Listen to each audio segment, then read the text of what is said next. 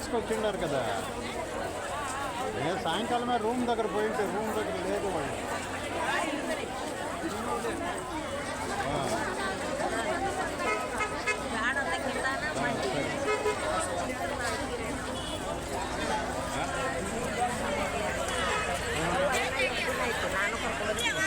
ನಾವು ತಗೋಬೇಕು ಸಮ್ಮನ